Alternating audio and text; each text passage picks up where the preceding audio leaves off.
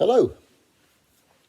When I was in school, a teacher once told me, you are your own worst enemy. And I didn't really know what he meant at the time.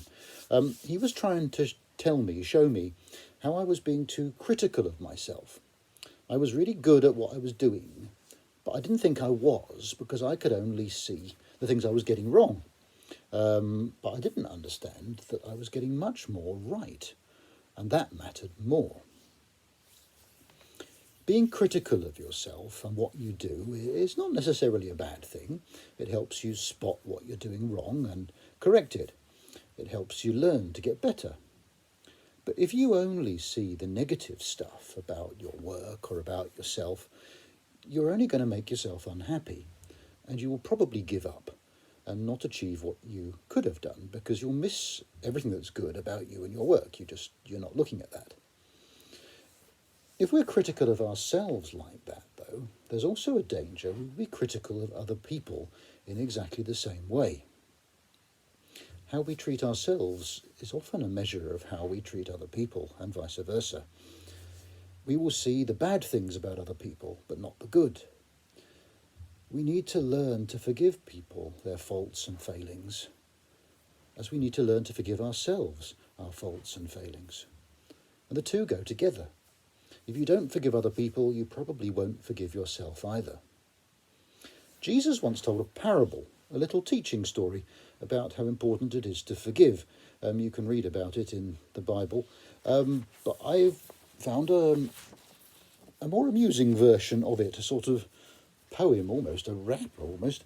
I couldn't rap to save my life, but this is a little poem about one of Jesus' parables.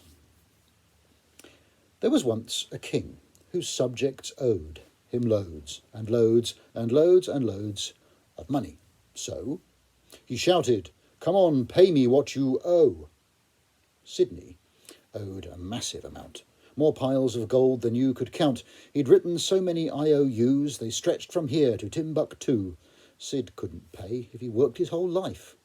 The king said sadly, "You'll have to sell your wife and your kids and your house and your cute little pet in order to repay this mega debt."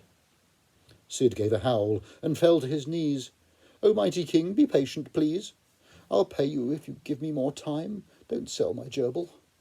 That don't rhyme. But never mind. The king felt sorry.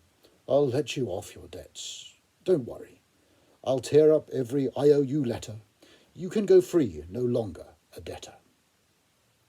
Sid bowed low and dashed off grinning. Free from debts, a new beginning.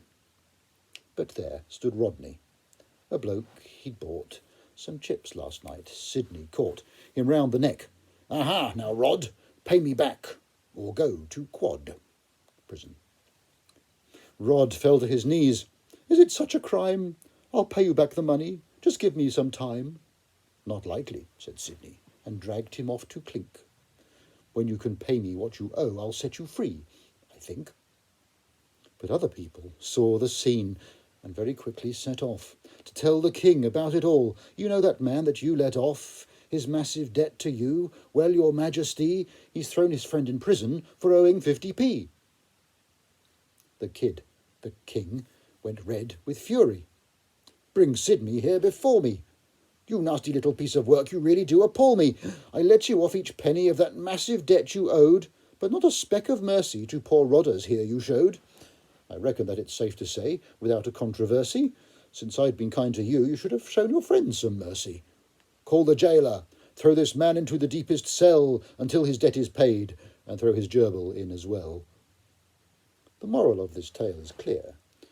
If God forgives you the things you do to hurt him, can't you forgive others too?